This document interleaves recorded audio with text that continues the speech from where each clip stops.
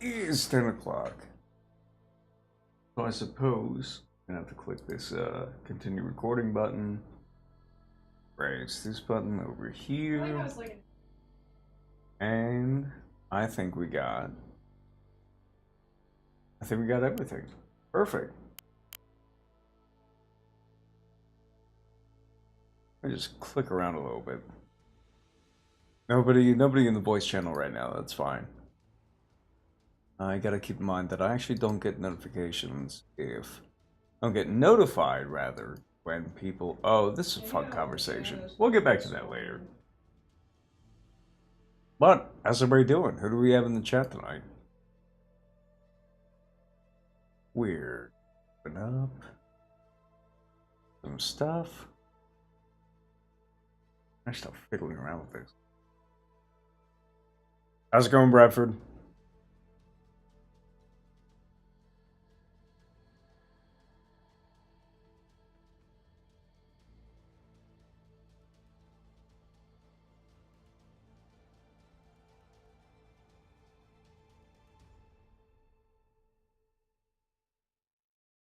There we are. Just keeping track of all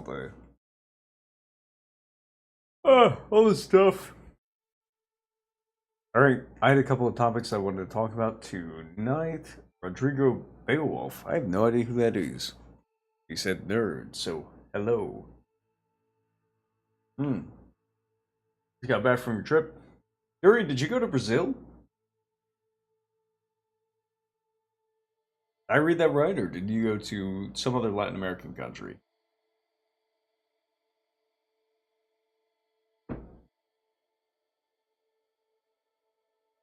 Let's see here.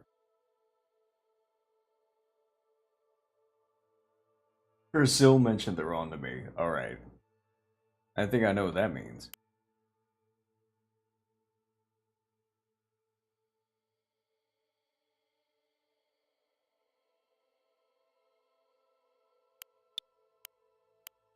Oh, Minneapolis went to a Brazilian steakhouse. Okay, that's completely understandable. Let's see. Those guys. What happened to them?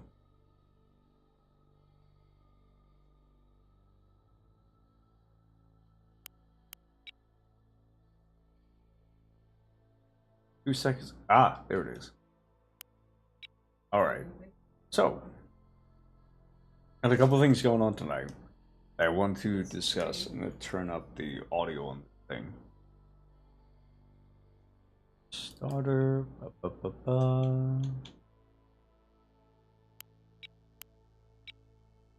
And confirm. Okay, so the topics for tonight were weird players. That's your channel, Legion of Myth. It's funny. I went after the Legion of Myth guys a couple of days ago in an ill-advised and needlessly angry and aggro attack over, for the sake of my buddy Mildra, who's I've been on his show a number of times. Didn't have the greatest performance against Xanatrix on Legion of Myth. They're not really ready for the kind of like radio shock speech patterns. What do you say? Like the energy that I was bringing, for instance, on the Dunder Moose channel or on Rollin' Bones with Ryan Howard. There's a cadence and there's like an energy that you got to bring to the room, or else you're not just, I don't know, you're just kind of not. You're not with it. You're not matching the temperature of the room. And in their defense, I don't know why anybody would contradict me on this, but a bunch of people, otherwise intelligent people, were happy to do this,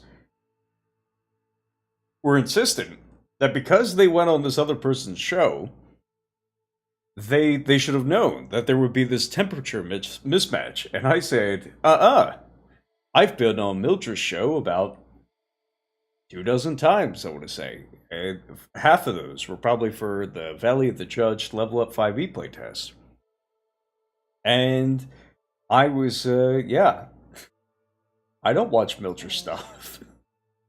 I've been on his show 24 times. The only shows of Mildra's that I've seen have been my own stuff. And it's usually only the parts where I'm talking. is the thing. And Mildred's an interviewer. So it's only natural that that's the thing I'm most interested in, is both myself and me being interviewed.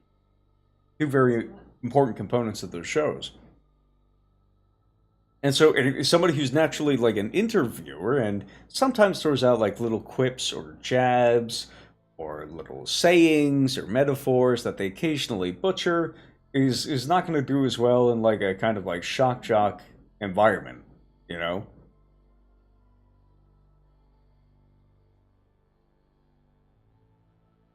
Mentioned my channel on Legion of Myth. Alright, well, I wonder how that happened. That's probably how it happened. Anyways, the topics of tonight were weird players, side quests in the Grand Campaign, and whatever the hell that means. And then there was some other stuff about some of the games I've been running recently, some of the downtime orders or action cards that I've been setting up for patrons and for my own players. Patrons in the sense of the assistant referees who help you to generate new game content. And it's been working really well. I deployed it earlier today, and people immediately started... I don't know how they did this. Probably on their phones. Most phones have like a stylus nowadays, and they just... beautiful little handwriting here. Just started dumping this stuff out. Just immediately got it. And now I can save this, and anytime that I have an issue remembering what my player downtime was, I can just go back to this image, which I'm, going to save, according to, like, character name and stuff like that. Character name and month. And probably, yeah, it's going to be character name and month, and then maybe the specific day. I'll save the specific day. There's no reason for me to not do that. And then I can order it accordingly. And then also, now that this is in an image format, I could take this to Canva and I can get ready to just publish this on my blog. I've started uploading using a template, made from actually my portfolio that I have on my site for when I'm doing consultancy for YouTubers or Minecrafters or somewhere in between or both or whatever. A little side scroller that people can click on and go through all the things. And I would like to set up a side scroller for each and every month. All the sessions and all the downtime actions. I think it would be a lot of fun. That's what's going on with that. I think I will post this in the chat, actually. That's what I'm going to do. Alright, we're going to start a poll. What do we start with? Make sure I'm not holding anybody up. Perfect.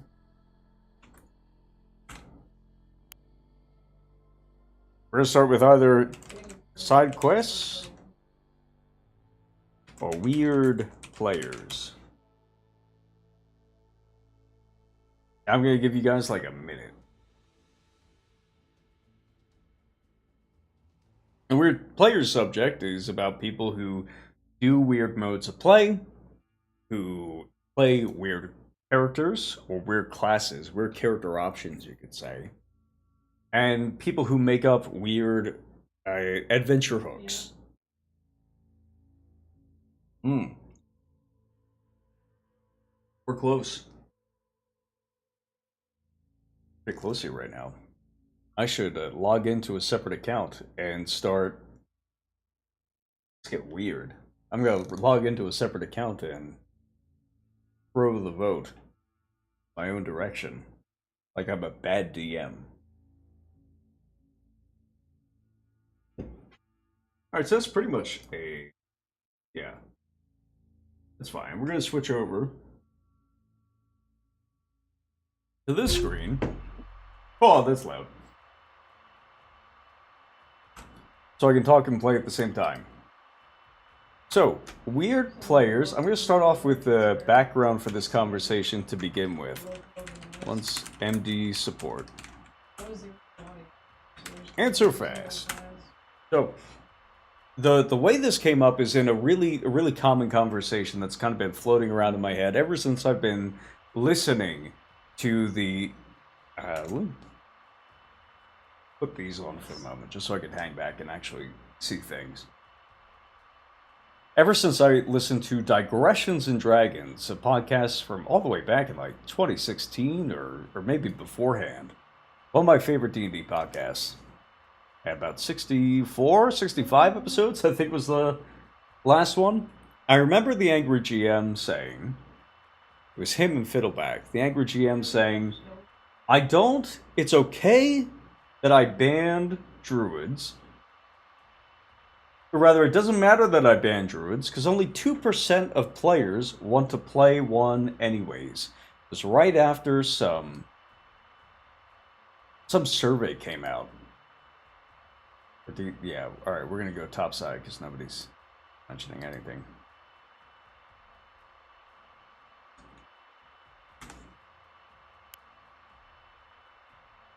And, oh, that's one of my friends. It's on the opposite team. I'm gonna bully her. That always stuck with me. It's just like not making any sense whatsoever. Like that was a completely... It wasn't his full justification for why he wanted to get rid of,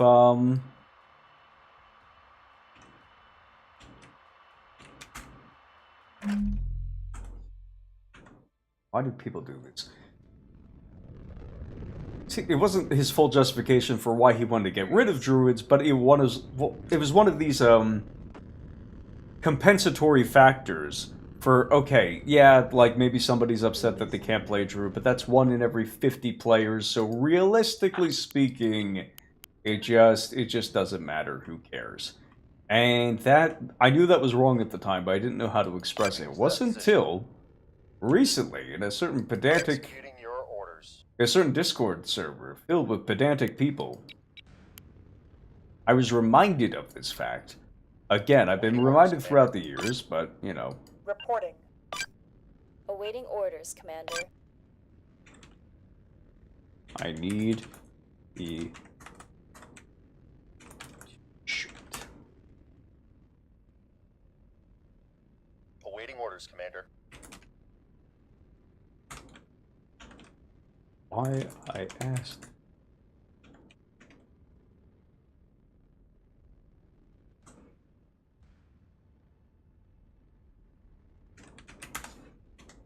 Perfect. Anyways, now that's 2% thing, probably like a small percent at one point, but we all try and rotate classes over time, right? Maybe, sure. It doesn't quite work like that. I mean, it's very feasible in a game with only 12 classes, 13 with Eberron, which is like 8 years later. Maybe it was 6 years later. But anyways, it stayed pretty much the same through the majority of 5th edition's lifespan. That you have certain classes that are only played at a rate of like 1 to 2%. Probably most of them are going to be, probably a quarter of them are going to be in the single digits. And I know these because I used to play a lot of Apex Legends. And there were like 8 or 10 guys. I can't remember how many legends you had access to in the very beginning of the game, but it wasn't a lot. And, oh, this is Nebulous Fleet Command. It is space chess, and it's a lot of fun. That's what everybody else is up to. I know for a fact they got guys on D.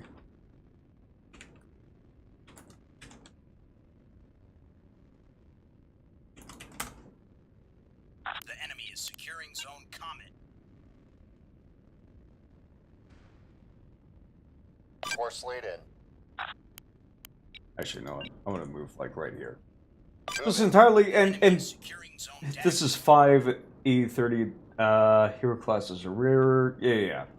This is talking about 5th edition. Didn't a lot of people play Moon Druid at least early on. So it seems like that because of this point that we're about to make here. Seems like people play Druid more frequently than they actually do because it's common to have a Druid player in a party of people. But a party of people is like, you know, 5, 6 people. Standing by. So it doesn't actually matter that, like, you think that there's more Druid players that there are because you occasionally see them In like maybe 1 out of every 3 groups you see a druid. And you think, well, people must be playing them all the time. It's like, no, that's completely compatible with a single-digit percentage. And that's where I was going with the Apex example. Was you would do, yeah, you would play in a game that had a not everybody would use, not Watsian, let's say Mirage. Not everybody would use Caustic in the beginning. And he had a pretty low pick rate, I think, at the very beginning. Stopping the ship. We are securing Zone Eclipse. But you would notice him pretty frequently because, 1, his mechanics were weird and flashy, in a way. And 2, because, where's that spiker at? I don't like, I heard the beep. Where is it? Oh! Ooh! Awaiting orders, Commander. Send your traffic. Send traffic. Oh, you need faster. You need to move way faster. Alright.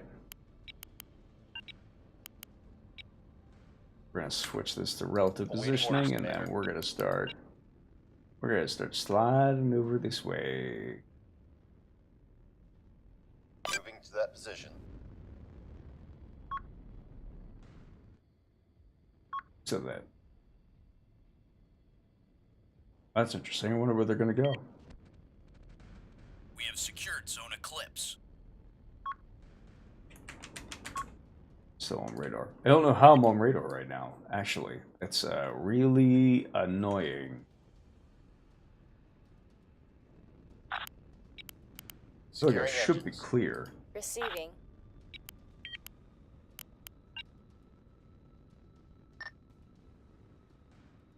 We're on our way.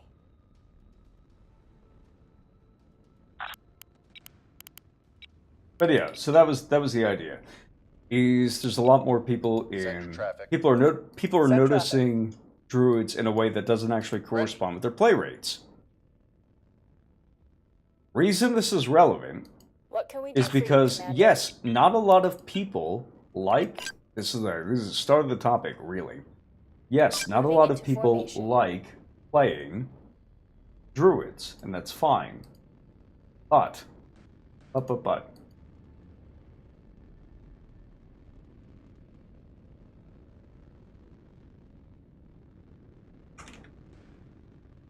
gonna put this up so little things get highlighted.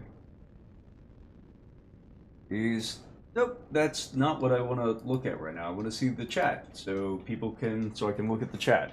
There we go. Standing by. It's not actually about whether or not people like playing the druid. Yeah, not a lot of people are gonna like playing weird classes, but people like being in the same party as weird classes. People like being in the same party as the druid. People like being in the same party as the warlock. Or as the... Let's see here. Waiting in ambush for B.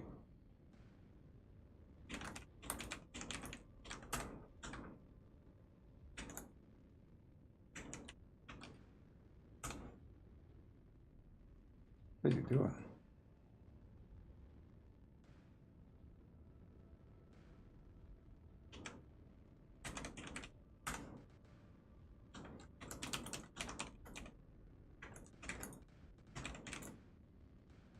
I don't know.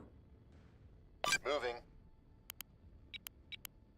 Receiving. I'm just going to turn off my radar, turn off my Standing transmitters, and we're going to hope for the best. Standing by. We're ready when you are, Commander. Copy that. Forming up.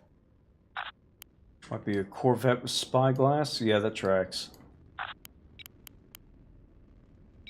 Awaiting orders, Commander. Awaiting orders, Commander.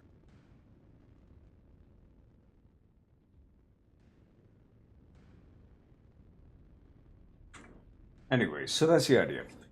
People like being in the same party as druids, because druids offer you a lot of unique mechanics. They're a lot of fun to be around. They're a little bit weird, They're a little bit more powerful because they're a little bit more weird, and they can pull out stuff that the Dungeon Master doesn't necessarily expect on a session by session basis. Force laid in. This is my okay. If he's up top with the spyglass, I know how to get out of this, and it's gonna be tricky.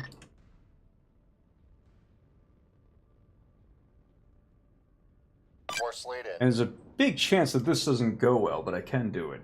Yeah, it's a mystery box. And people love that stuff because why wouldn't they? If somebody can play a character class that brings a new mechanic to the game every single session, maybe multiple times a session, in ways that you don't expect, and you don't have to be the one to be in charge of them, more or less, that's ideal. Who wouldn't love that? Ready. Obviously, this is awesome. They've done you a service by being the weird player. We'll get it done, Commander. Being the weird player and falling on the sword, basically, of why are you... No, you're stopping right now. Why are you rolling like that? Oh, God, the line ship AI.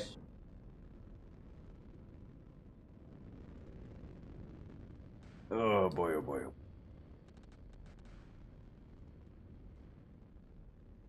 Alright, and I'm still on radar. Receiving.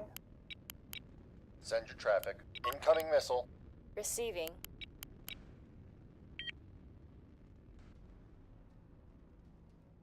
Yeah, missile, but from, like, where? Where is it? Awaiting orders, Commander. Under attack. Moving to that position. Send traffic. Awaiting orders, Commander. Awaiting orders, Commander.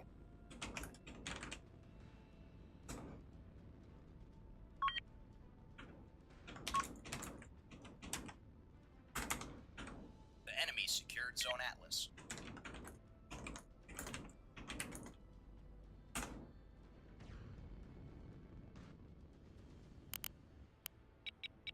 Awaiting orders, Commander. All stop. Reporting. Standing by.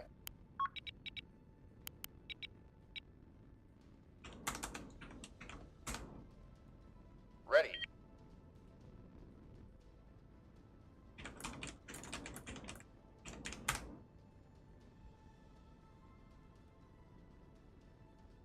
Alright, so I'm just gonna wait for these guys to do their thing. As usual.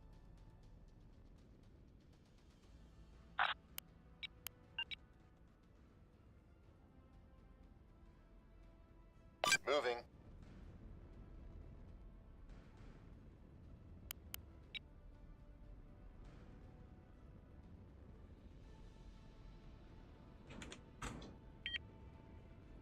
Awaiting orders, Commander. Awaiting orders, There we Commander. go. What's the oddball class for 1E? Also Druid? Yeah, a little bit. Send traffic. A little bit.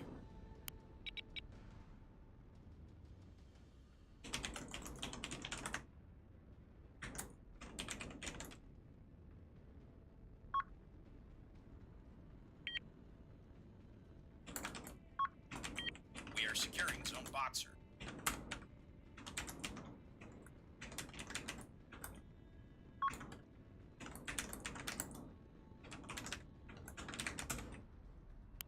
Ready.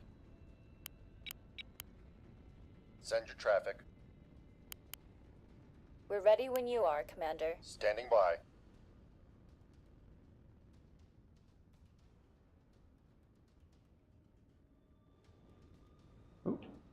So, Awaiting orders, turn you Commander. on, turn you on. I didn't expect this to be Awaiting so orders, distracting. Commander. It's the big problem, but we're gonna forget it. Different game for stats that roll down the line. It's not so for a game like AD&D. All right, we've already established that people like playing with weird players because weird players like weird classes, and weird classes provide you with all these fun little gameplay opportunities Commander. that normally are not afforded to you. Like the fact a druid shaping We're on our into way. a tiny creature offers you variety in scouting options that you normally don't We have, have secured right? zone boxer. Somebody turning into a spider gives you scouting options that you're normally not able to take Brace advantage for of. impact. Ooh, that sucks. That's okay. That's okay. That's okay. We're good. We're good.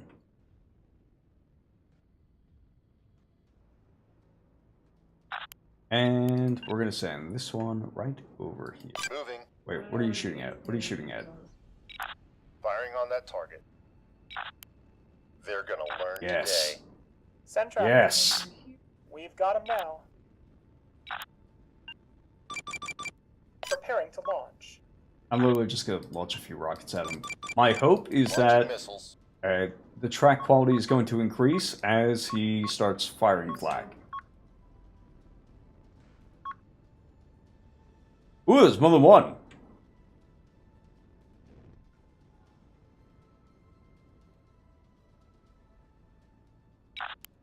They're gonna learn today. They're shooting at us.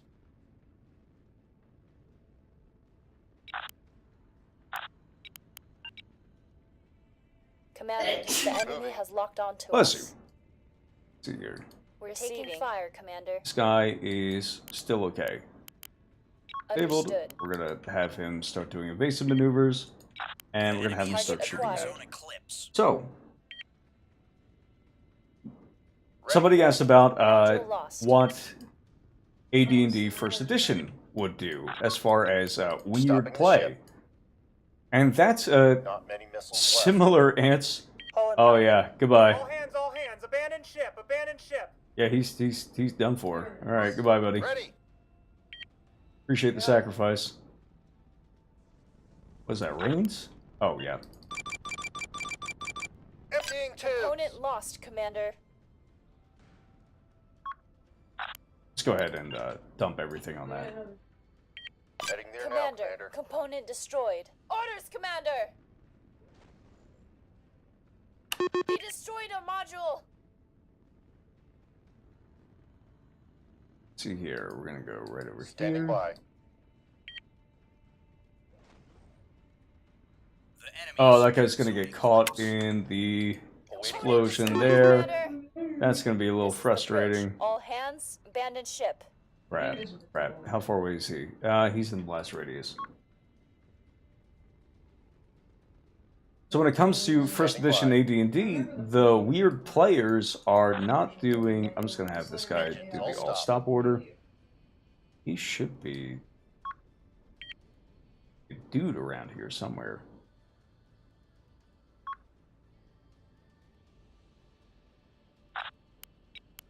Link reestablished. Moving to that position. Oh, good. Move immediately. Move. Get out of there. Heading to that position. Why did the... There's supposed to be a reactor meltdown. I guess there's not going to be that.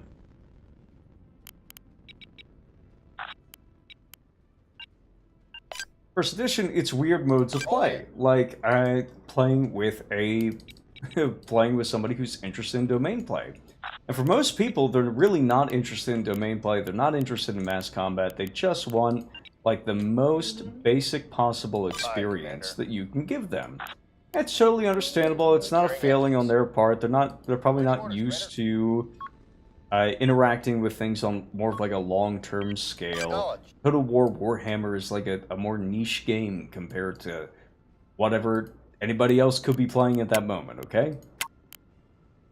However... Ooh, what is that, 0%? Yeah, let's fix that first. It's gonna be better for us. Send your traffic. Low power warning. Yeah, I get it.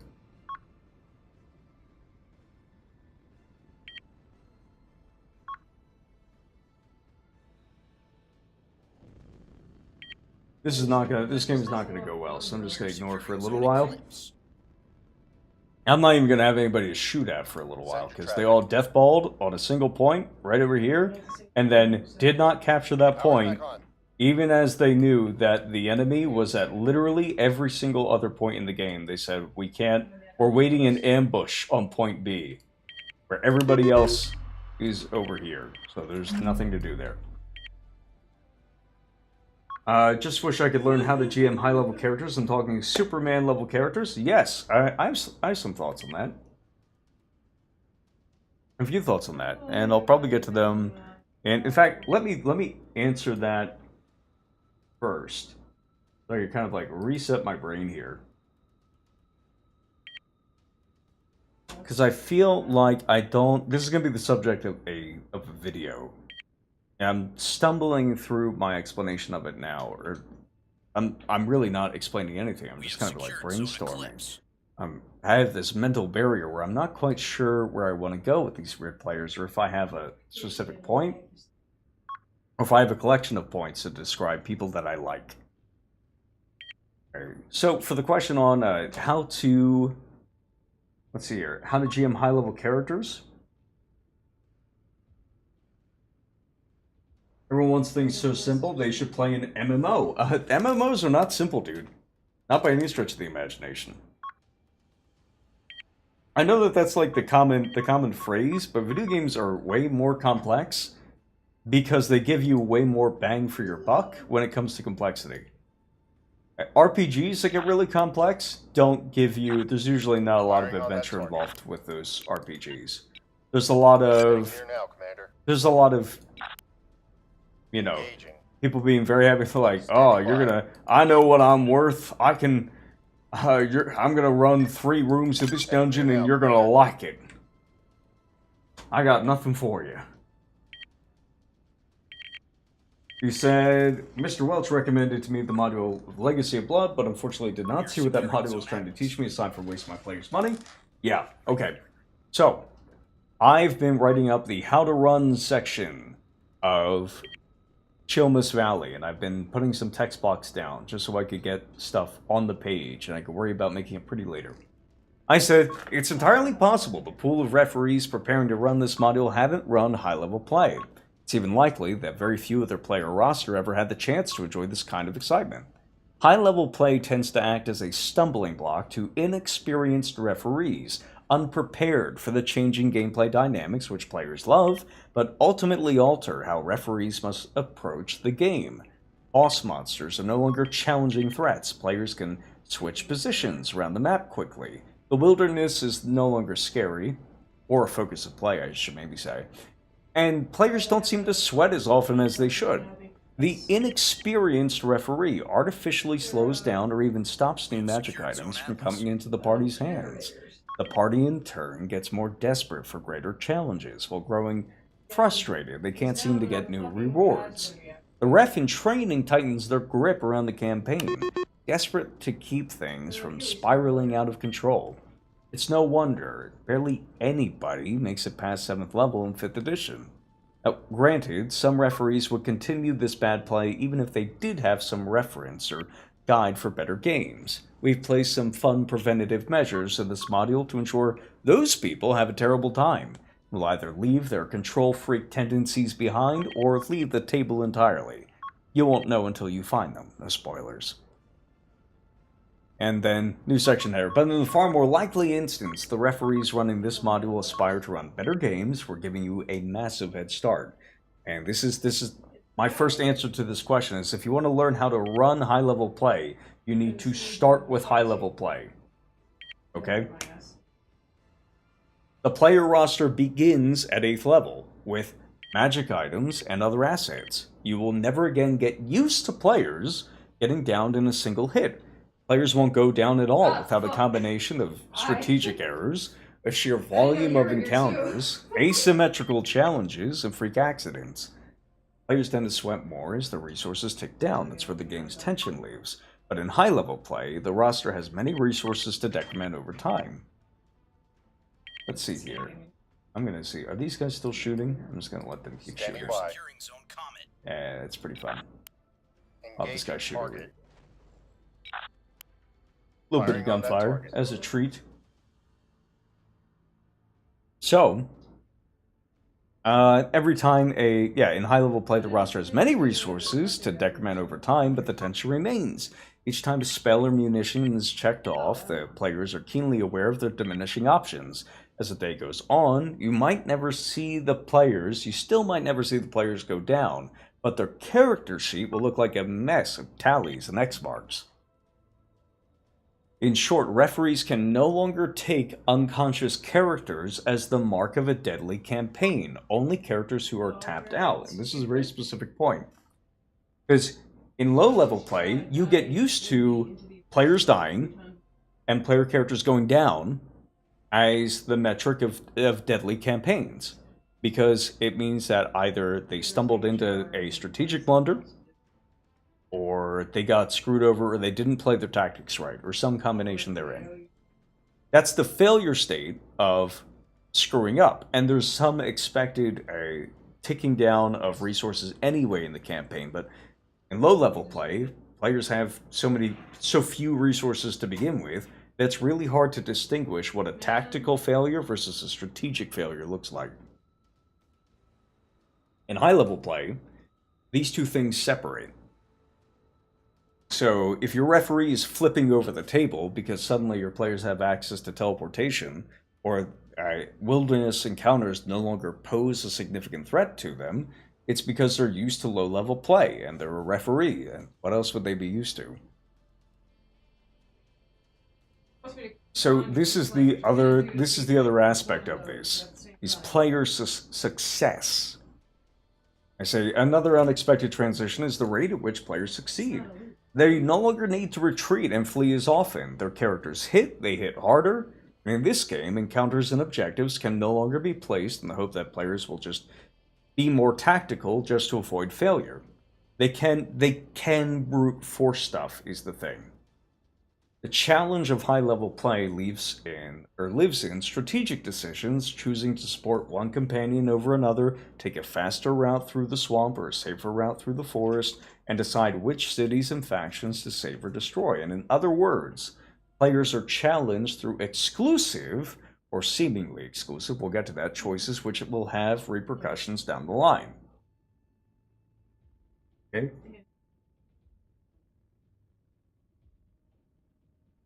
So that's what I'm thinking about right now.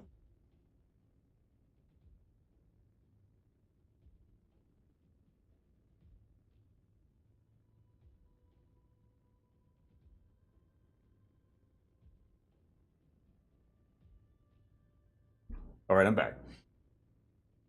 So let's see here. Hufo Seeker says you have to force yourself into a position where you let go of the plan. Once you let random hooks grab your attention and allow your imagination to make suggestions, cool stuff happens. It can. That's at all levels of play, though? No, that's not at all levels of play. At low levels of play, if players fail or overextend or get unlucky, they go down. That's the game.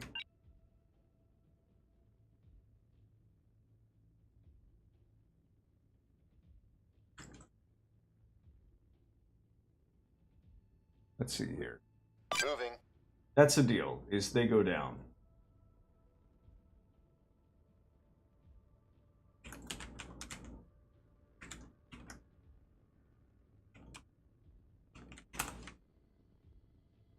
Ready.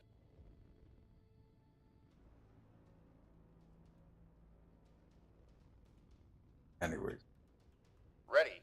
I'm gonna fix this. The enemy secured zone Eclipse. That thing already fixed? I think it is.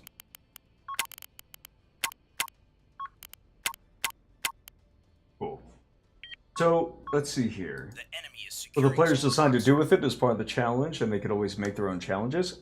Kind of, but I want to make sure that we're doing things, or that we're giving people ideas that they can replicate. This is the problem. Send your traffic. Is right now there's a lot of feelings, and a lot of fun, like, recommendations on what people can do for their games. But, let's see here.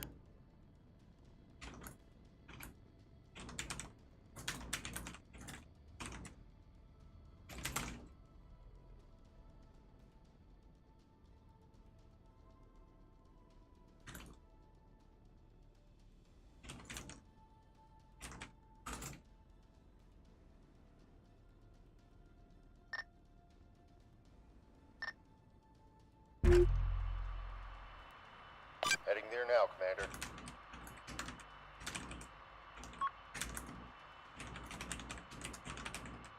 The enemy secured zone Boxer.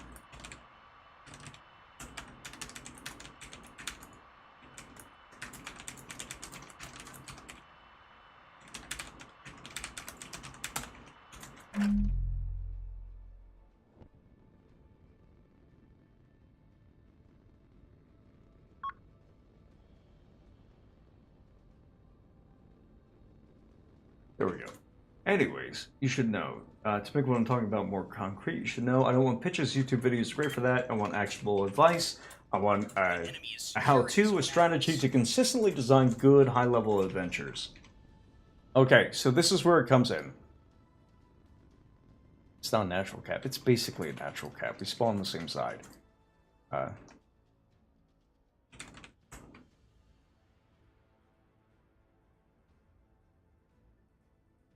It's just gonna stay here. I'm just gonna ignore this. There's no way to rescue this. I would put factions and counters and connect them. Let's think about this for a moment.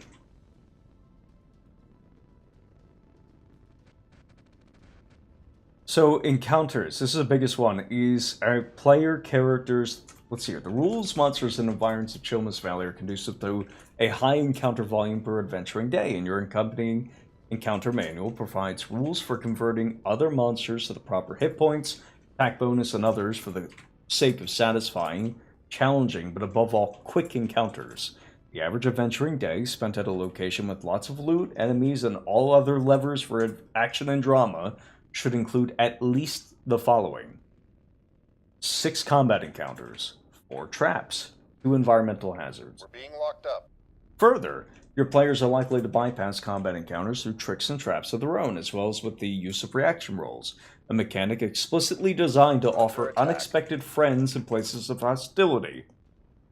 This is a tall order, and most 5th edition DMs have not been exposed to the encounter recommendations of their game, generally through a failure to read the rulebooks. We understand there's a lot of useless junk in said books, and nobody wants to crawl through needles to find a single hay straw. However, we have a few tips for preparing and running these many encounters per day that will prevent burnout or poor sessions.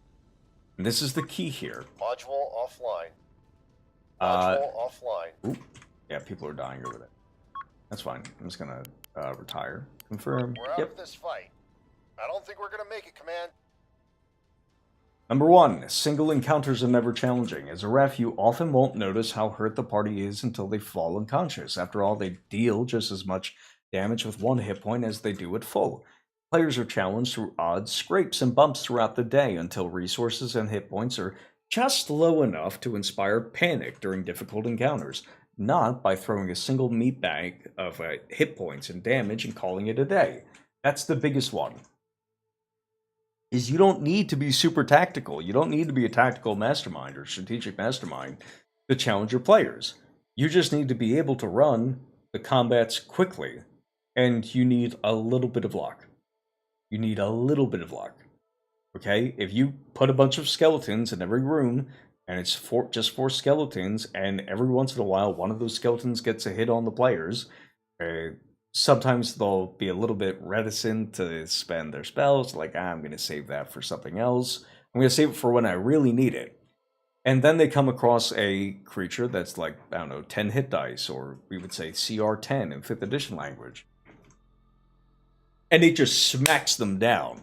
But the only reason it can smack them down is because they've been taking these little scrapes and bruises throughout the day that have gone untreated because the players have limited resources. And maybe they treat some of these resources, and maybe they don't. And if they use up most of the resources on treating their wounds, their scrapes and bruises throughout the day, then they don't have as many resources to deal with the really big bad guy. If they don't have as many resources to do that, they lose the window to bypass that encounter or to end it quickly and easily narrows significantly. They can still do it, which is why there's all of those disclaimers about why you should be ready to just respect player success. They're going, as the players get higher, they succeed often. The quest is no longer about trying to succeed at a higher rate. They cap out. The question becomes, what do they do with these points of success? It's one of the reasons why I'm trying to convince people about this, or trying to figure out some kind of guiding principle behind what's good prep and what's not good prep. Because, dear God, people are just going to keep faltering at the same place that people do in 5th edition. That's why the table gets flipped over every 6 months. If it's not patrons giving the players too many magic items or too many assets or just too much help when it comes to transporting them or whatever, right, around the map, then it's going to be an actual player character, as it is in my current Chilmus Valley campaign. One of the player characters has an artifact that lets her teleport and set teleportation circles. There are certain limits, there are certain restrictions on it, but ultimately, it's still a really useful item. It's really good for getting around the map, and it's often used to transport parties around a map the size of Chile, in a way that lets them bypass a lot of the exploration mechanics in wilderness travel. And I just have to be okay with that, knowing that that's no longer the focus of the adventure. Let's see here. There's a difference between challenging and slowing. Math's different between the editions. Games, of course, an army of 100 goblins will take a level 15 fighter. It'll take 50-ish rounds to kill them all. First edition, it will only take them 4 rounds, but still take the same number of rolls. Maybe double rolls. Who knows? It might be an overbearing attack. We have a swarm of 50 goblins. You turn on our combat system and just go for overbearing attacks. But anyways.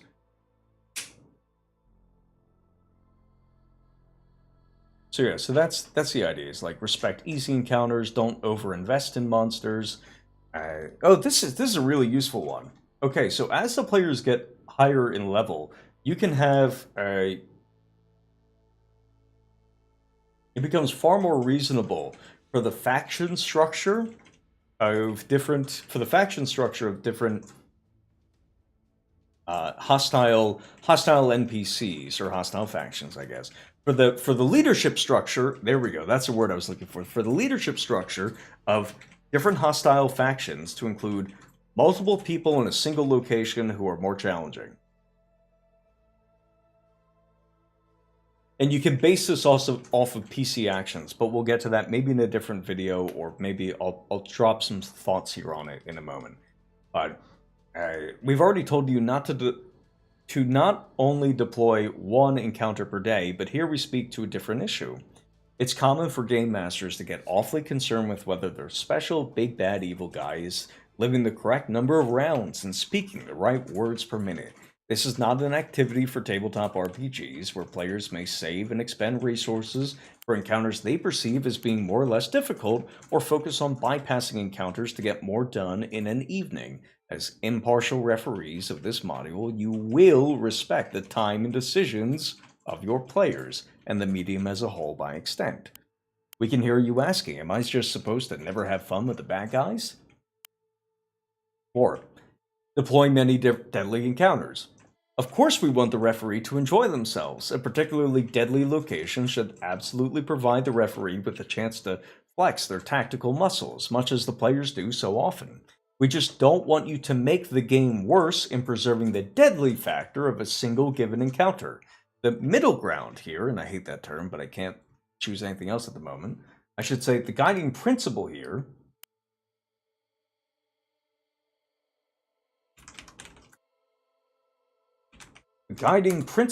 is in deploying many boss-style encounters in a given day, many of whom will be nameless or unforeseen by the players. As the players bypass or quickly expend resources to defeat one or more of one of these deadly encounters, they will be less to handle the others.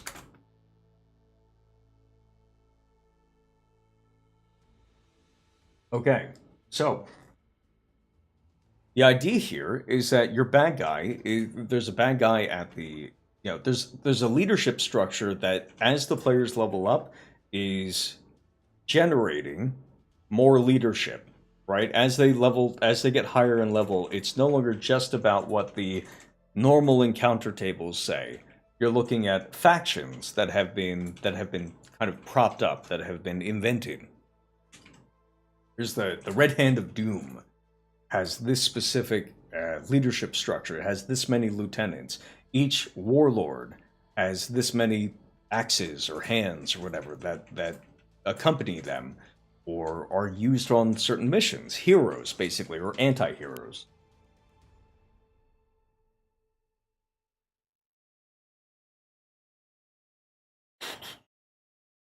Yeah, I'll answer that, Bonbon.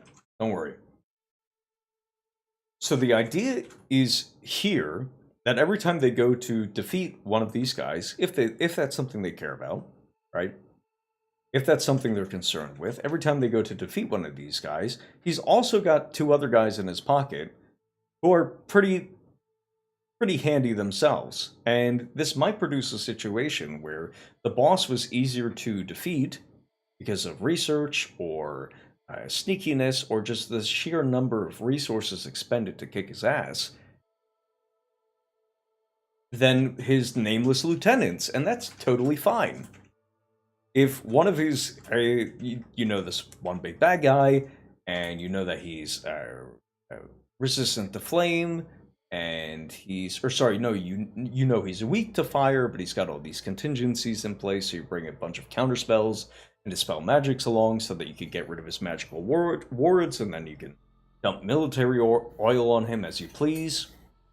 And the player's very satisfied with the cooked, smoking corpse of the boss right next to them. And enter stage left is his lieutenant back from a scouting run or from a raiding party who is decked out in cold weather gear or flame retardant gear, maybe, or has a flame retardant magical sword that is itself on fire, and is going to go ham on the players now. It's perfectly reasonable to just build that stuff into the leadership structure of your campaign. Now, players love it. Players love it. There's knowing that, like, there's some middle ground between the grunts and the big bad evil guy all the way at the top. They actually don't care about they always want to destroy the big bad evil guy as quickly as humanly possible. But after they do that, and there's more, there's a post-credit scene, and there's guys that they haven't really heard of, or weren't able to anticipate, or didn't think about anticipating to begin with, come in, and that's like an actual challenging fight. Oh my god, it's so satisfying. Just remember Shadow of Mordor. Yes, thank you. This is one of my favorite games ever. It produced so many, or Shadow of War, the sequel. That's basically a high-level Bronstein. Talion is pretty well equipped to deal with, basically, from the first few levels, is pretty well equipped to deal with basically any threat that he comes across. As long as you're good enough at dodge rolling, and good enough at parrying, and your timing is right. It's a bit like Dark Souls. I'm so sorry for making that comparison, but it's true. As long as your timing is right, and you know how to press the space bar, you can kill most anything in the game. There's some exceptions, but by and large, you kill most anything in the game. But a lot of the people that you're fighting are just in the course of emerging gameplay, trying to take out one captain or trying to recruit him. You're going to come across other captains who are going to ambush you. Some of your captains are going to betray you. Some of the enemy captains are going to betray their captains in the middle and make fights suddenly easier. And so the game is not about whether or not Talion can kill everybody, because you already know that Talion can kill everybody. The game becomes trying to engineer success in the most convenient way so that you don't lose out on vital resources, assets, which in the video game is usually people, right? It's usually captains and warlords.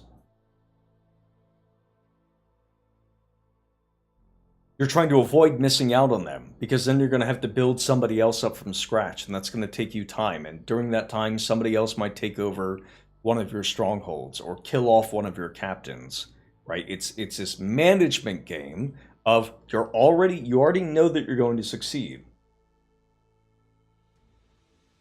You already know that you can succeed at a given task. The problem is you have many tasks. And if you leave too many of them unfinished or unsuccessful, then that makes even completing one task that much more difficult and puts you that much further behind. So the quest becomes about how to do 2 tasks successfully and in a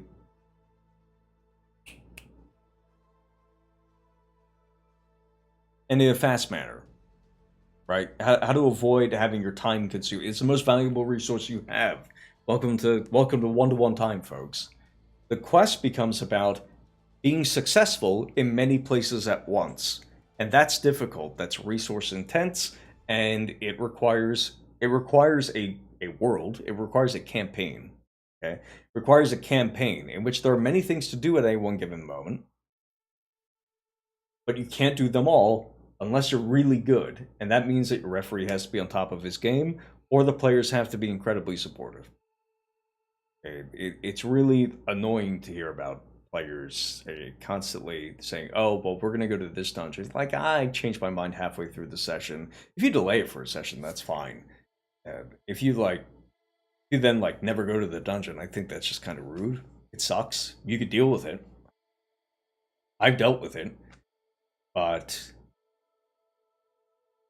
you're cutting a lot of gameplay out. It doesn't stop me from having a pretty large library at this point of side quests. Welcome to the next segment of the show. Let's see here. I don't want to slow down my players. Besides, a good combat lasts on average 6 rounds. I just want to challenge them, but I'm not too smart. That's okay. Ambushes, here's the thing. Especially if you're playing 5th edition, a lot of monsters will do roughly the same amount of damage regardless of whether they're living 1 round or 6 rounds. So my solution for that in 5th edition was to just tank everything's hit points. I don't care if anything lasts more than 1 or 2 rounds. And the game runs a lot better when players are just wading through enemies. And goblins don't have 30 hit points. If goblins just die in a hit, and the fighter can choose that goblin, that goblin, that goblin, as long as I hit, those 3 goblins die. And now he's making a choice in combat as to which enemies die, as opposed to what cool super maneuver he could do to the enemy, even though he still has that option. Runs a lot better. That means I could fit more encounters into a given day, and more encounters means more bumps and scrapes. If this was 4th edition, I'd be using minions. But as it is, I basically took everything down from from 3rd level CR3 downwards and made that a minion by virtue of low hit points. The second thing I do when I'm setting up a scenario is I have some overworld objectives that players are free to engage with or not engage with.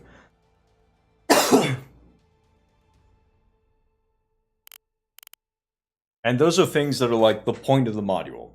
Okay, there's a big bad evil guy over there. There's the Dark Lord. He's recruiting. He's gonna see which of his orc units are best suited to join him on his Black Crusade through the land, and whichever orc unit does best gets to come with him, or the top few contestants.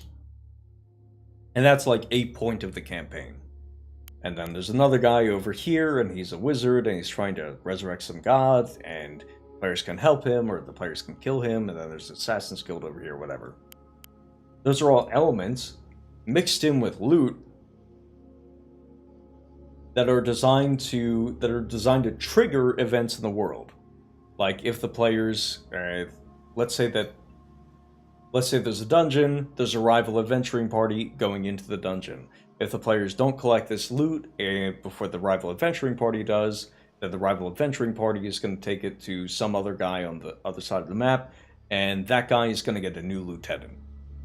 That's what running a grand campaign is, basically. Is everything continues spiderwebbing and branching out. But outside of these, quote, main quest objectives that players can choose to engage with for, like, basically easier tracks, I guess tutorial tracks, for not quite easy. They're easy in the sense that, like, it's easy to make a decision, like there's frost coming down from the valley. Time to copy this frost and extend it 5 hexes because I have been negligent in my duty. Yeah, there we go.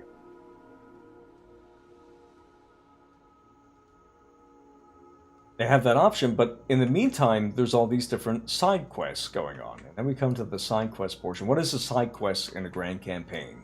You might be thinking that everything is a side quest in a grand campaign. Oh. And you would be half right. But I made a distinction in my running the game sections and my campaign book sections and my side threads section. And the distinction I made was side quests in a grand campaign are not about objectives that the players can choose to pursue necessarily. The focus of a grand campaign, or the focus of a side thread in a grand campaign, okay, those don't need to be added. That's a spire seed. It's going to be growing outwards for a hot second. And how far out does it go? To there? Okay, so this one right here. This one goes. I'll just replace so soon.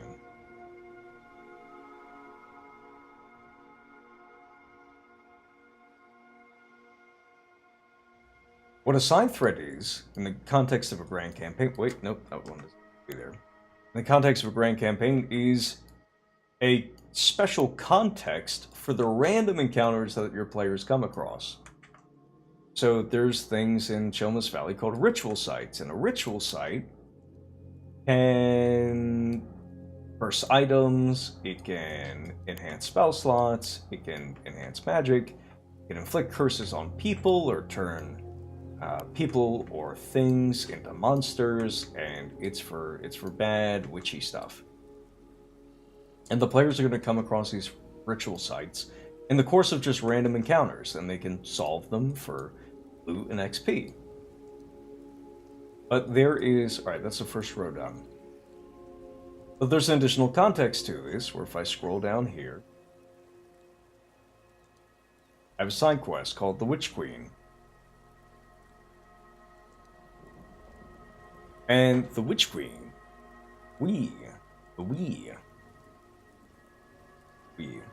freaking huge. Not so... Is he on the counter again? Alright, awesome. Paste. Unbelievable. Let's see here. So growing conflict, instability in the sources and expulsion of magic, and the culmination of centuries old, blah, blah, blah, blah, blah. All witches of the valley, all who trick and trap through bargains and misleading promises, will compete for the title of Witch Queen. Throughout Witch King's Rhyme and Maw Below, the Witch Queen could serve as a motivation and significant time sink for many of the biggest NPCs in Sumaid. So I am using a random encounter that players can just come across as a justification for what the NPCs around the map are doing, and some of the NPCs they find. If I look down for, like, important persons, I have Theresia, she's named character. Canthasia, named character. There's a bunch of other ones, which are... Okay, I deleted that other thing. Wait, nope, here it is. Colleen, named character. The Unfaithful, the subject of another side thread that's just meant to contextualize the specific quest. A Hag Coven, that's not a specific person. A Hag Coven is not a specific person at all.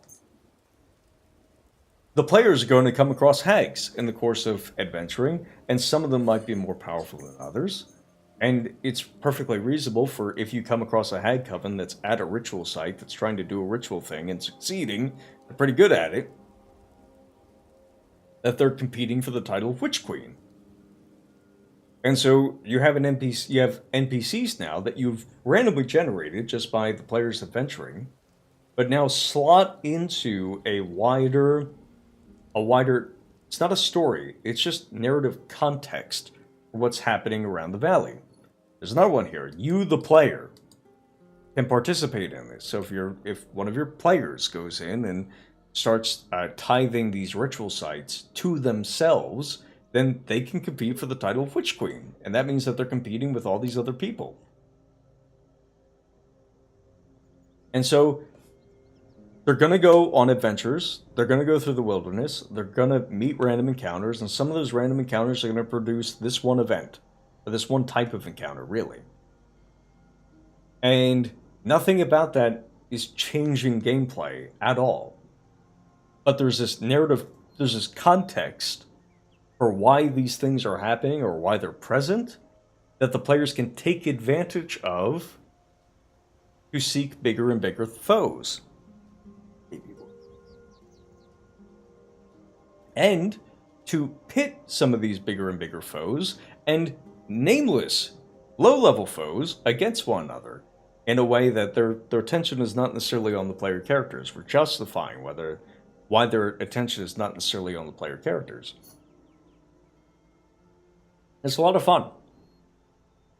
It's a lot of fun. If I know that there's a big bad, if I know that there's a Dark Lord out there somewhere, and I know that orcs are going to go around pillaging and destroying villages no matter what. But if I have a side thread called the Dark Lord, and I know that there's some kind of mechanic going on, or some kind of mini-game being played behind the scenes, as to which one gets to be the Dark Lord's favorite, then I can contextualize, as the referee, why it's happening here. And if I can do that, then the players can then make decisions as to, do we want to support this orc horde or that orc horde? Do we want to destroy them both? If we did destroy them both, could we do that through diplomacy, or are we going to do that through hiring armies of our own? Well, we can't hire any units from this town because that just got destroyed by a horde of orcs. Taking stuff that's already supposed to be happening in the grand campaign, and you're not procking it. You're not saying you're procking it a little bit. You're not giving a track for the players to follow, or even for the NPCs to follow necessarily. You're just giving them certain little key events that give them an excuse for, once the players encounter them in one place, the enemy can also, or once the enemy does something in one place, they can go to a different place. And so now it's more opportunities for the players to encounter them if they're in that area even. Or for more factions to drop off the map and some factions to rise up in the rankings of the factions of the map, stuff like that. And I think the way I'm developing it here, where I'm giving all the elements of these different side threads, is it lets me, by setting up guides for what big NPCs are doing, and how, yeah, this is the key here. By setting up guides for what the big NPCs on the map are doing, people who could potentially be player enemies or player allies or somewhere in between, through the mechanism of stuff that they were going to find and do already, because that's just adventuring. They were already going to go into a dungeon. If I say that there's a key here that belongs to Thresia or whatever, then that's still dungeoneering, right? Nothing's changed about the gameplay. Another hand touches the beacon.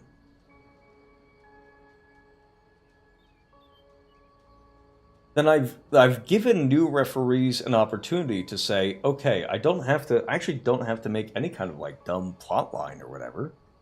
I can just say, anytime I can write a little note to myself, it's as simple as writing a note to myself and saying, anytime the players come across orcs, it's going to be from one of these 5 orc bands. And they have this is the orcs of the black eye, and the red eye, and the red hand, and the white hand, and the berserkers or whatever can be from one of these 5 tribes. And if they get, and every time I generate that, I'm going to say, well, I guess if I generated these guys here, then that means they have another village to them. That means the overall strength of this one orc tribe is higher. And for the players, they get to say, ooh, we want to knock those guys down a peg. We bet they have more treasure. They're probably going to try to cut us off from some of our favorite dungeons and some of our favorite towns. We gotta go knock those guys down a peg. We gotta chase them out of the valley. That's something a referee can copy, right? Not creating a grand campaign from scratch. Not creating a campaign setting ready to adventure in. This is something they can just do with encounter tables and a little bit of imagination and filling out a form, basically. All technical instructions have to be in some way equivalent to, when it comes to RPGs at the very least, to filling out a form or checklist. Did you write down an important person's name? Did you write down a thing that could happen when the subjects of the side thread come into conflict? Just so that you have an idea of how you can adjudicate it later down the line. Is that something any referee can do? Absolutely. And it's something that they don't have to buy a book like this. They might have to buy a book like this to have an example, or watch my upcoming YouTube videos. But in order to replicate this result, somebody could do that fresh. As long as they had an example, and that's the purpose of stuff like this. Because if they have an example, I think they can do it. So that's my thought right now. Alright, see you later, Brown Wizard. Is all that tracking so far? Anybody have any questions, comments, concerns?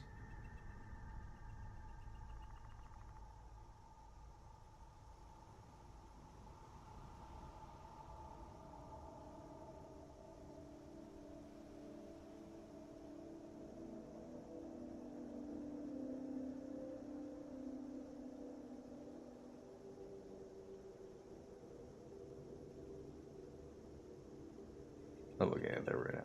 There we go. Cool. So that's what's going on there. Yeah, I still need to figure out, in my internal checklist, I need to figure out a way to differentiate, quote, main quests, which are more or less just like a... Yeah, there we go. Okay, so the, quote, main quests are just things that change the map. I have a track for the NPC, or I have a guideline for myself or a patron for how to run this NPC in a way that changes the map. And that's a, quote, main quest. It's probably going to affect the players one way or another, and it's an easy goal to interact with just to get themselves started adventuring. And then by the time that they have some cool magic items and cool loot, they're probably going to put it off. They're probably going to ignore it for a while. I don't think we've done anything with the, quote, main quest line of this Frost expanding for a while now. We've mostly been focused on side objectives. Right now there's a caravan, there's a party who's down in this area who's just caravanning and looking for a large tower. They know there's a large tower, it's in between 2 mountains. It was described to them by a blind dragon that they subdued a few months ago during a completely unrelated quest line. And now they have a rough search area, and they're taking a caravan over. They went to a dwarf hold that's been completely overrun by undead. And so now they're going through the mountains this way. And they think it's going to be somewhere in here, which is pretty reasonable. There's a lot of spaces that are, quote, in between mountains in this area of the map. So there's a lot to look through.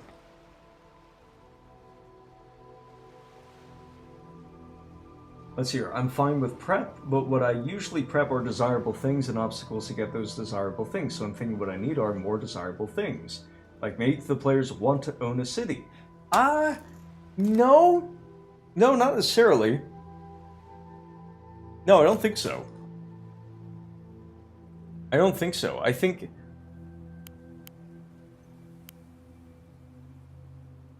I don't know if I have a, I don't know if I have a right answer to this on hand right now. I think it's just that, like, the players, there's adventure everywhere here. Some of it is randomly generated, like when the players went along this little track here. They came right across a patch of impassable natural terrain as they came across this hex, so they had to go around it. They went around it, and a dragon turtle stole away 2 kids. And the dragon turtle stole away 2 kids. They got the kids back and stole a little bit of treasure on their way out, but they decided not to fight it. They just want to keep the game moving. Went over here.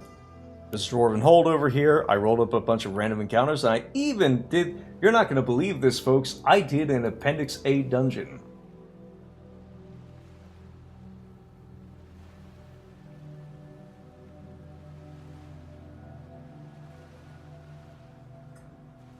Let's see here. Is dwarf sketch. There it is. Nope. I wanna view it. What I want to do right now. Even a little Appendix A dungeon. There was a gate. There were some stairs here. They killed some enemies on the stairs. There was one entry on this place. There's some exits and stuff like that. This way, they went forward.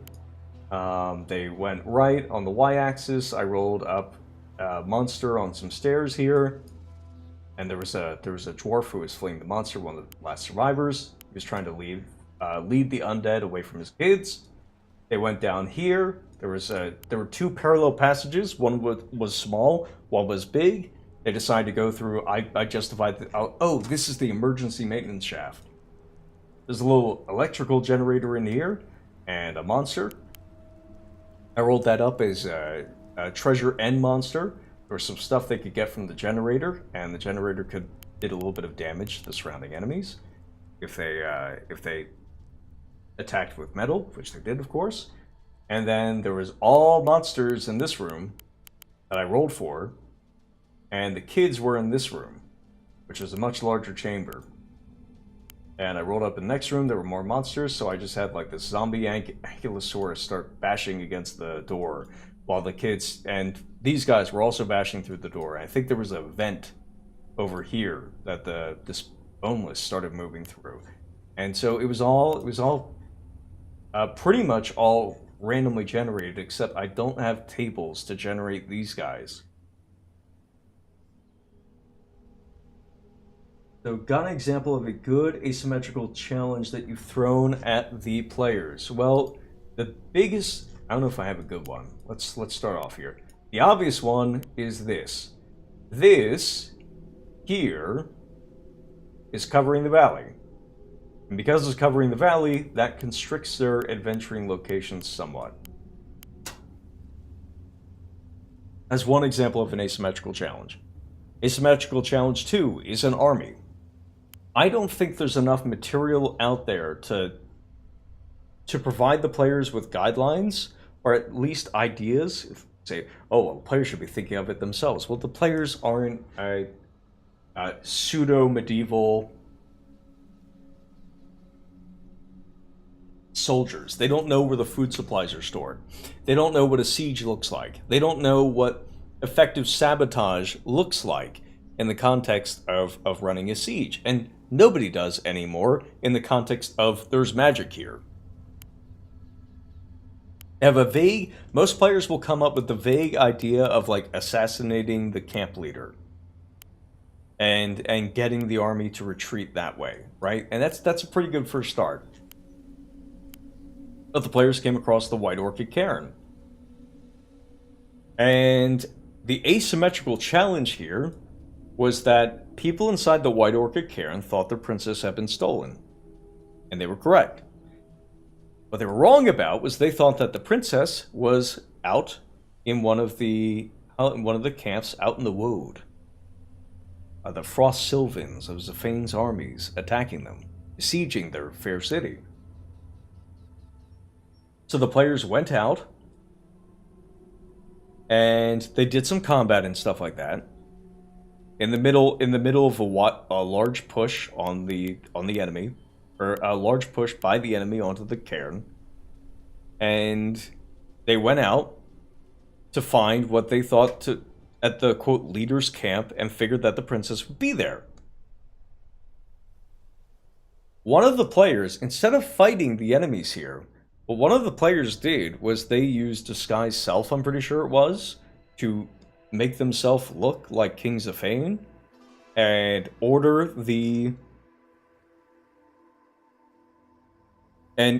his troops around.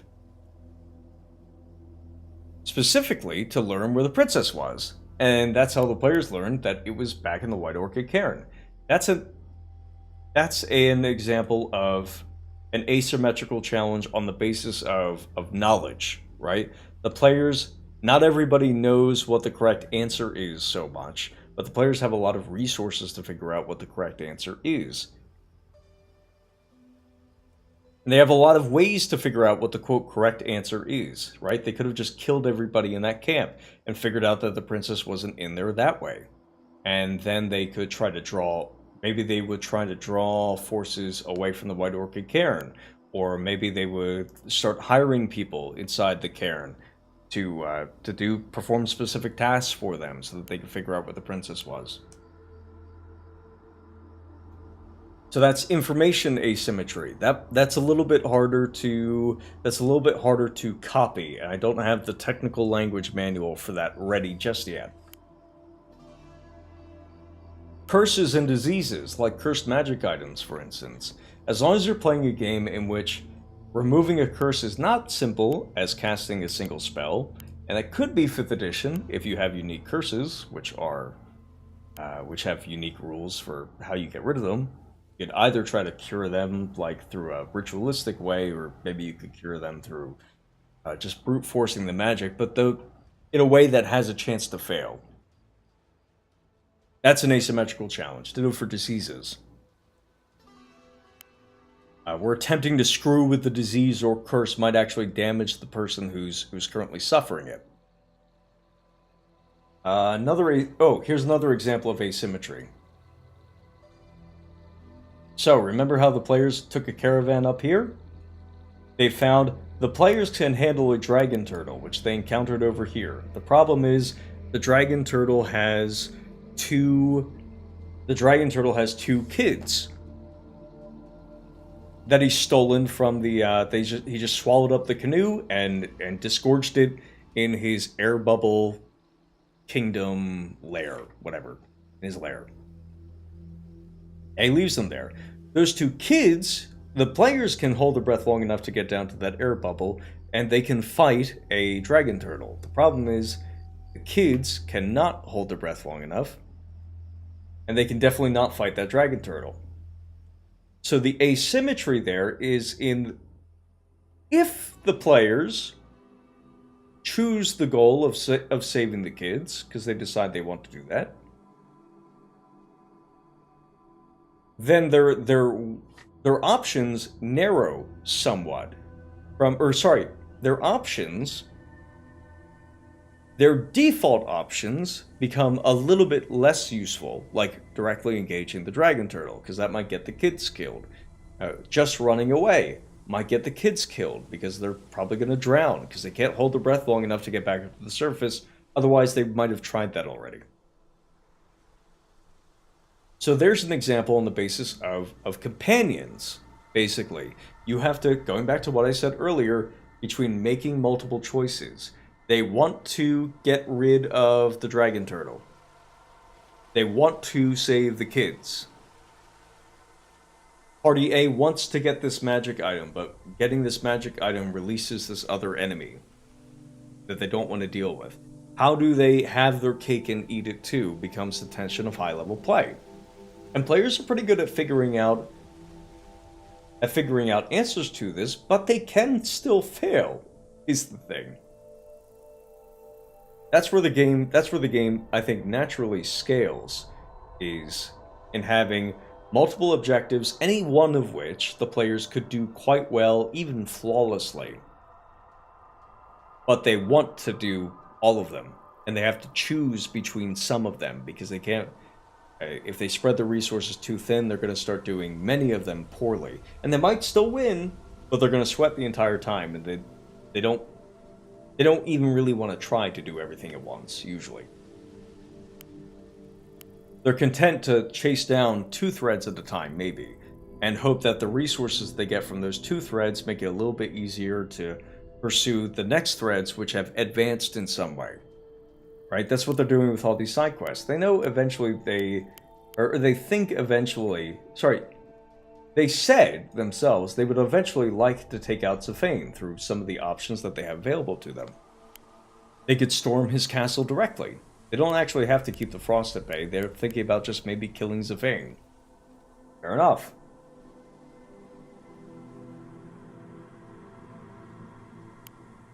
There's the military option. When it comes to, there's the coral option. They have these coral seeds that they could start depositing around the valley. And it sinks into the Underdark, these little coral spires, but they seem to keep the Frost at bay. Which is one of this little thing right here. That's why the town of Saderstal is still controlled by Zafane's army, but is no longer covered by frost. So they could think of a way to go get that now.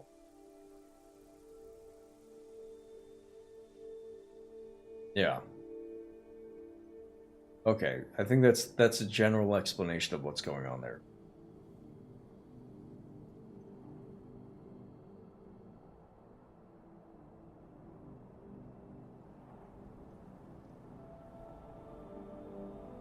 Comments. Awesome, great examples. Hey, I'm happy that they are good examples. I wasn't sure when I was talking about them. I think the broad advice is to have a lot going on that players can access and attempt to compete with. And the hope is that everything that is, quote, going on is connected in some way, or could be connected to the rest of the campaign in some way. Right? Okay, so Israfel's library is on top of a slice of the Underdark that contains the Cavern of Endless Sky. And the Cavern of Endless Sky is something the players have had many visions about, and they know it's connected to these artifacts they got at the very beginning, that some of them got at the very beginning of the campaign, and they've been hunting down more of them. But that search is kind of laid fallow. But the first hints that they got were for the Cavern of Endless Sky when they did research. And some of the players meditated, they got new visions, and they figured out that underneath Israfel's library is the Cavern of Endless Sky. Well, they went there, they cleared out like the first 2 levels of that dungeon, but there's more levels to the dungeon, and there's a hole to the Underdark there, so they could take that. But the Cavern of Endless Sky isn't just connected to the artifacts. It's also a resource because it's on the faction map. Alright, here's the key. Here we go. Adventuring locations that you want to... If you want your players to have a competition, if you want multiple adventuring locations to compete for the players' attention, they have to be tied to the faction map. And they don't have to be the capitals of factions. That's not what I'm talking about. They need to be places that other factions or high-level NPCs want for some reason, or have a resource that they want for some reason. Cavern of Endless Sky. For whatever reason, it's useful for finding these dreaming artifacts. It's also useful to the Glade of Eternal Midnight, which can use the stars from there for something. It's also useful to Panthesia, the Lady of Gloaming Dark, one of the Fey Lords of the Underdark here. The only Fey Lord of the Underdark in this region. Or Fey Lady of the Underdark in this region, who needs the stars to complete her ballad. And then there are factions across the map. There are low-level factions across the map, which would very much like some of those stars. House Marda and House Cain can probably claim that, claim ownership over that location on the map as a natural resource to increase their economic power.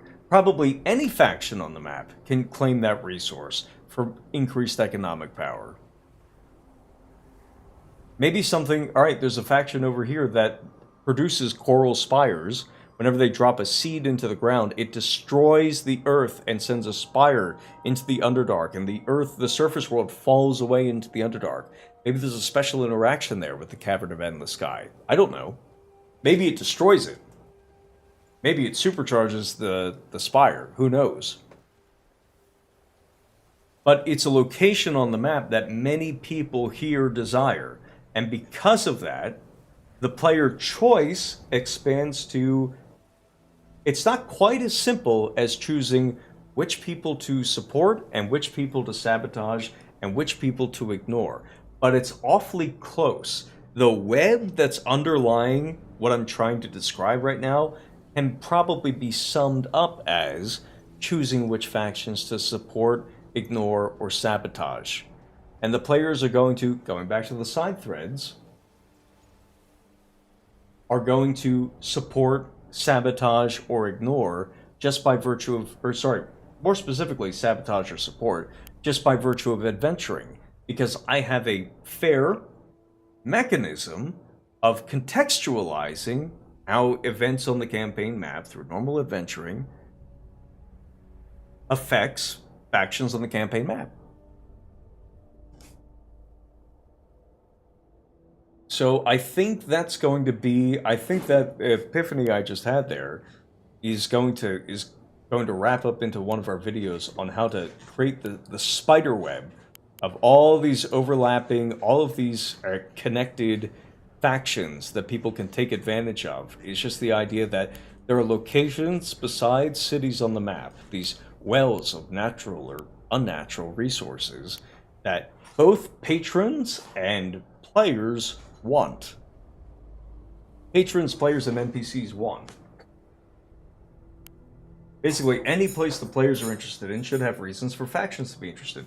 Yes. And those don't need to be the same reasons, by the way. The players could be going into a crypt dungeon because they found out there's a cool magic item there. There could be an undead faction on the map who's interested in that dungeon because the vampire lord or mummy lord that's hiding in there has been sealed away in there, requires human hands to open. So the undead faction can't do it. And none of their living servants have been able to get close enough or get through the tomb's defenses.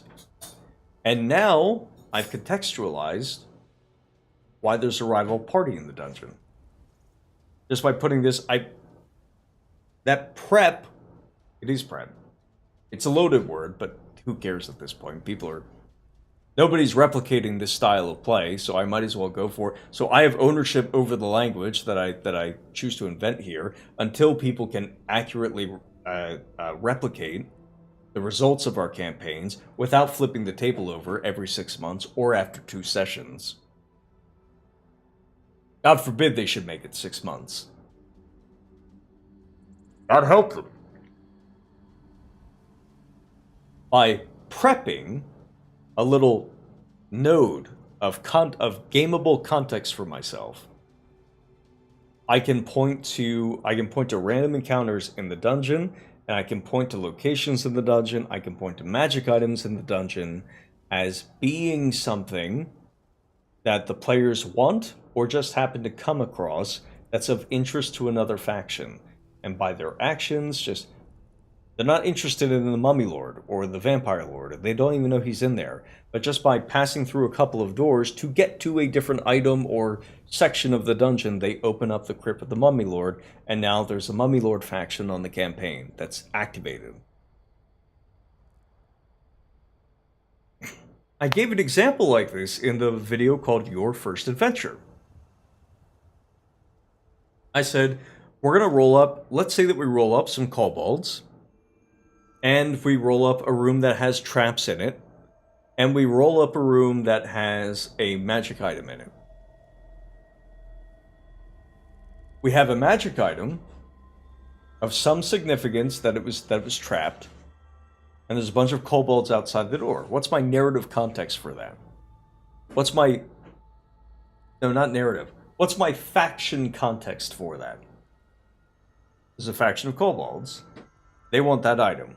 To you, I think this is the example I used in the video. To you, it might be an alchemy jug or a cup that produces some healing juice once a day. But to the kobolds who are carrying around a white dragon head around the dungeon, who have a bunch of alchemical ingredients with them and stuff, that cup or alchemy jug is the key to resurrecting their god, basically, this white dragon. And so, if the players manage to give it to them, then those kobolds are going to exit the dungeon and go somewhere else. Where are the kobolds going? Well, now I need to figure that out. It takes me about 10 minutes, because I could say, this was the... Let's see here. The cave of... the dungeon of... The cave of Opal Gold. That's where the kobolds were hanging out. They're going to go over to Shoal's Mine. Because there's a mine there. They're going to resurrect the dragon there, and then the dragon's going to have all the loot that they get from the mine. It's going to be happy with them. Or I say it goes somewhere else, right? They go to the library. Now, the kobolds are probably not going to a library. They're probably not going to the Kobold Dragon territory here. Maybe the Kobold Dragons that the players encounter over here, when they hear that there's a new ancient white dragon on the map, they decide to go fight it. And maybe these guys get wiped out, or they get subjugated, and now they get added to this pile over here, and now you have a faction whose territory stretches between these two points here. That is the messy explanation for how faction play and grand campaigns spiderweb out into a way that you can interpret and reliably replicate as a referee. And I think now that I've said all of this, I have a way of doing that inside. I think I have a way of expressing that in even more technical language. I think we really hit on something with the idea that adventure locales are always just making a rule that every time we come across an adventuring location, it's not, God forbid anybody should spend more than 10 minutes between sessions on a game, but hear me out. You could probably do this in 10 seconds. Anytime the party comes across an adventuring location, you just make a little note to yourself about why one faction might want this place. The players come across a dungeon, and I just write a little note to myself, the kobolds can use this place to resurrect their god. And the next time we visit it, I can say, the drow want to use this place as a staging ground for an invasion. And another thing, the Myconids want to resurrect their great mushroom empire here. And some of that stuff might lie fallow for a while, but it can be resurrected, and it can also be ditched, right? You're just brainstorming at this point. This very replicable, handy, simple advice that's not time-consuming at all, and there's no excuse for anybody who calls themselves a referee not do it. Anytime you come across an adventuring location, come across a port city, the elves of the high seas would really like to conquer this port city. The Thieves Guild uses this as a place to recover fenced goods and sell them back to the original owners. The Mushroom Guild uses this place to farm most of their mushrooms. That's how all of these places were produced. I just spent 3 years doing it and writing it down. You can start from all the way down here and just write it down, and then and then the players will go to a new hex, and then you could generate those hexes, and you can write another note down, and then you could go to another place, and you can write another note down. And the point at which, because you're going to have a lot of threads that build up together, and you're not going to know what to do with them, and somebody's going to complain, and they're going to freak out, and because I've already foreseen this, because I'm such a good designer, and I'm so good at this. I'm just so good at this. I have a procedure for determining which of those threads are real. There's two ways it can happen. One, a note from two disparate locations connects by mentioning the same faction, or the same location, or the same item, or object of desire, right? Faction, the elves of the high seas want this place, and they also want this place. Now that thread is real. The vampire spawn want to control this place, and they also want to control this place. All right, now that thread is real. That's a really oversimplification of it. The high elves want an item recovered by the Thieves Guild here. The Thieves Guild are trying to move that item over here. Or the Thieves Guild thinks that that item would be better protected over here.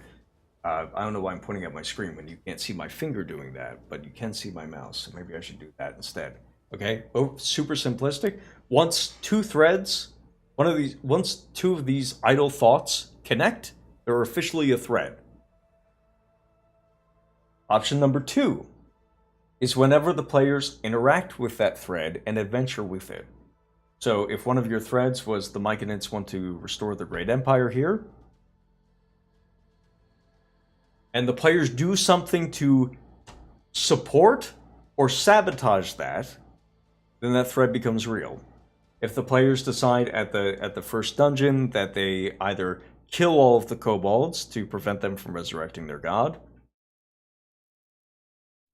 or help the kobolds resurrect their god, then that thread becomes real. You don't need to wait until you get to another location in order to do that. Okay? That's it.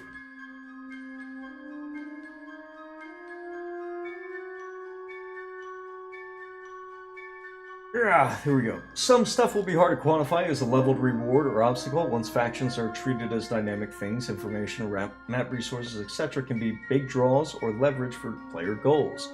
Exactly. Here's a really simple example.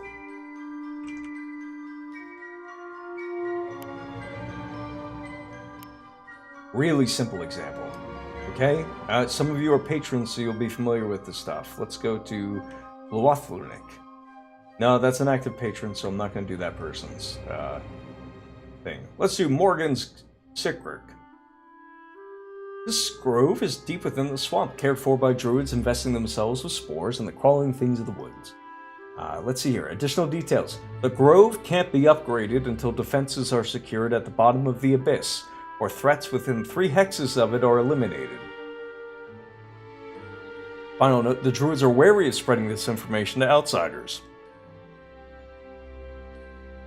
Oh, that's right. There's an idea that there's a okay, the abyss. The abyss is actually a portal to the world below, rather than a simple physical hole leading to it. The fall experienced is the portal taking its time, the swamp slowing its magic like molasses and preventing the instantaneous travel typically experienced through portals. Creature's slow fall, taking no fall damage on exit, being deposited in a random level of the underworld beneath the settlement. The portal is two-way as well. A creature can fly into the hole to be dragged back upwards. Cool. Anyways, here's we have Morgan's Brewery. This brewery is headed by a high elf with the name of Sirla. She's normally more than a little buzz, but always greets guests and patrons with a smile. The brewery can't be upgraded until an infestation of blood blights is cleared from the area. That's player quantification, okay? The players, they would like, this place makes money. They decide that they like these druids and they would like them to make more money. Or the druids decide that they like the players and they would like the players to help them make more money.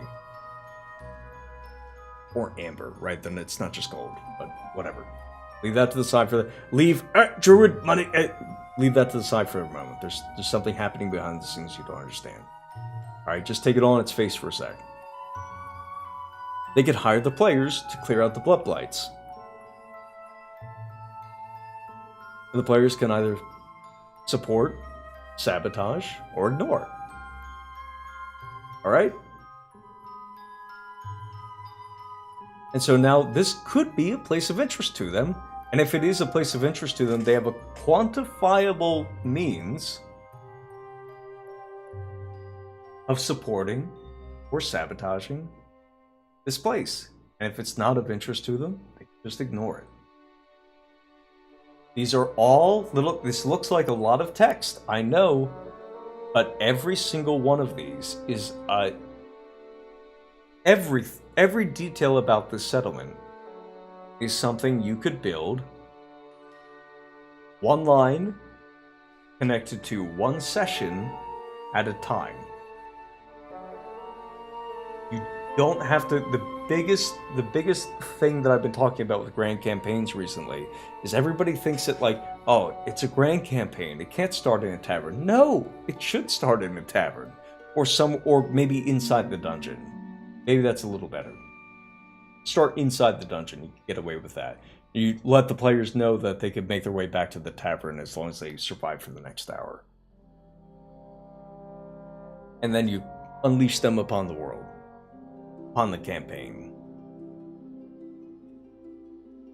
The difference between grand campaigns and conventional campaigns is not in how they start. Really. That's not the defining characteristic. What changes a grand campaign, or distinguishes a grand campaign from a conventional campaign, is the way in which it scales. And I've just given you, over the past half hour, a means of scaling. That's simple, doable, but most importantly, small. It will ramp up faster than you're expecting. It'll ramp up way faster than you're expecting. But it starts small.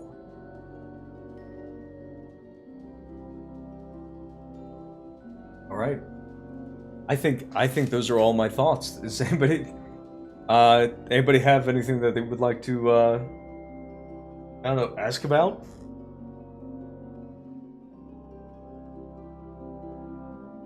I don't think the questions. Yeah, I need like way more viewers. I'd be doing something like that. Okay, let me go through some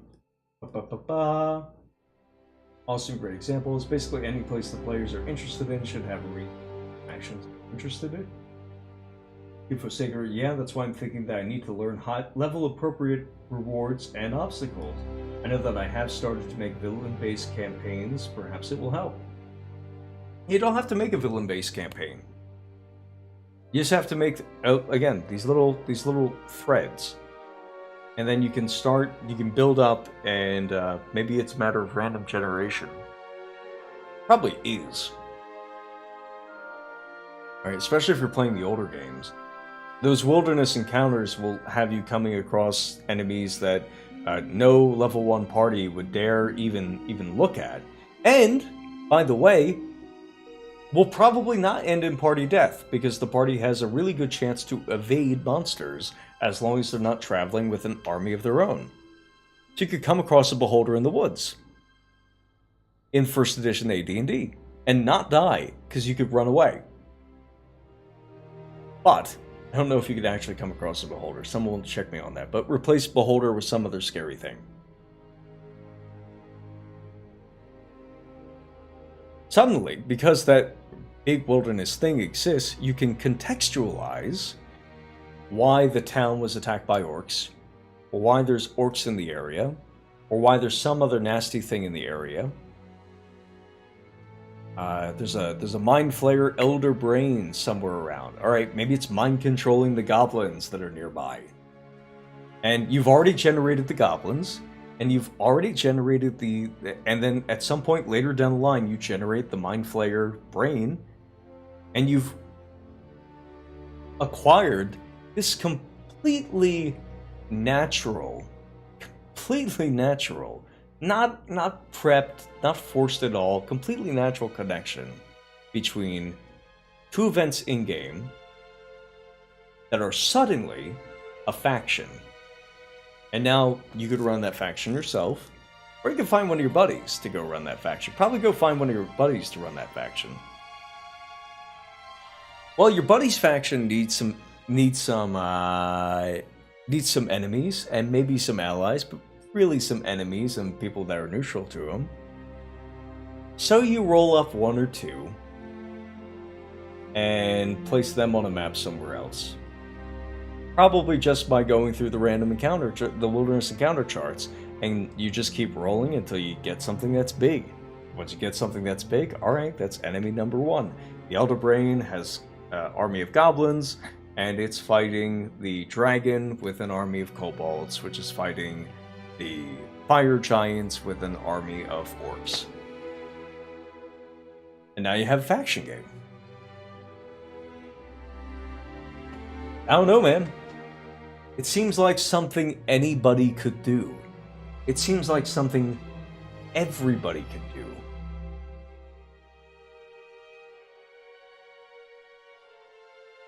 Let's see here. Good way to... Oh, perfect. There we go. Awesome. A good way to implement this could be to roll up some random encounters, then think of the factions, peoples, or businesses impacted by them existing. Alright, everybody's on the same page. I win. I was right, by the way. About all of this. Everything that I said 2 years ago, I was right about. Everything that I'm saying now, I'm definitely right about. It's going to go into a lovely little technical manual.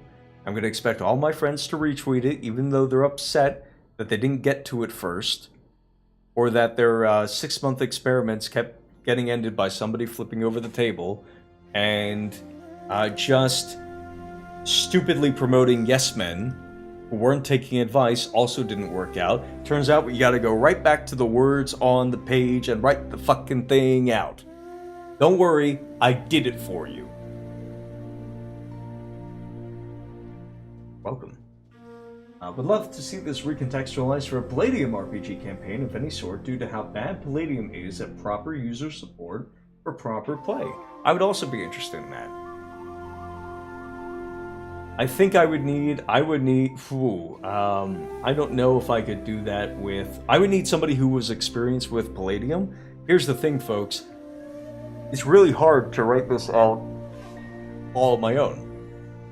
The Adderall is helping, but by God, it's really hard to do this all on my own. So if somebody would like to join the Discord, to which there is a handy link in the description below, and start talking about games for which you would like to see this kind of support, I can help you develop language to support your favorite game, and you can help me develop language to support games that I'm okay with or tolerating or actually trying to kill off, trying to cap off my experiences with. And then we can talk that way. And that way you could get your AD&D 1E support for, okay, we have all the tips so far for, we know that there's a Gygax quote on page 86 about how the campaign will build up, but I need a little bit more information on how to build that up. There's some places I can stumble here that weren't anticipated, or perhaps are just a conceit of our current modern age. And I want some tips and tricks on how to avoid that stuff, right? I'm not looking for new rules, just looking for some tips and tricks on how to avoid failing. Perfect. We can help each other. Join the Discord, we will talk about it. Let's see here. It was a very thorough answer. Well, I'm certainly glad that you think so. I would have been annoying if it wasn't. Durian the Sleepy says, I don't have anything provocative to propose to cap this off, but maybe next time. I love you, buddy. Let's see here. UFO says, it's good that you're formalizing all this because I'm too scatterbrained to lay out what I've been doing. Well, that's where you come and talk to me. I am a resource that you can use, and I'm getting something out of it because every time I have one of these conversations in a place where I am free from people debating on whether or not loot is valid in RPGs and whether people should get loot in RPGs, every time we have conversations like this, I develop more technical instructions that I can give to other people. So like right now, what is it? Okay, so right now this is 8 pages. Witch King's Rhyme, I think, is... Alright, that's 18 pages. The side threads instructions are 11 pages. Getting pretty good there. Alright, just something nice, little... And the Witch King's Rhyme stuff is mostly stuff that you can use as an example, or maybe I don't include it at all. And maybe we're just looking at Maybe we're just looking at 20 pages of advice that people can follow. Very simple, that just naturally leads to a grand campaign. That's pretty exciting to me. After 4 years of not having something like this, I think it's a little overdue. We could stand to get a little bit of collaboration going, get a little bit of writing going. Without a little bit of collaboration and writing going, without discussing whether our desires were valid to begin with. It's 4 years in, we know. Patron play is good. Grand campaigns are good. A player roster over one or even many consistent RPG groups, or groups of players, is good. Players engaging in domain and faction play, and weird and wacky subsystems that not everybody enjoys, but which not everybody enjoys playing on their own, but which everybody in the roster, in the group or not, enjoys the consequences of. That's good. Yeah. Alright, I don't have anything else. I'll see you folks later.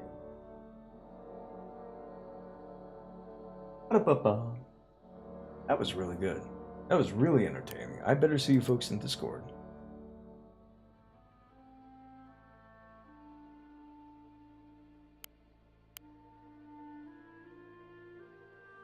Oh, Bonbon joined the Discord. All right, cool. Now we just need the rest of you to do it. All right, I will see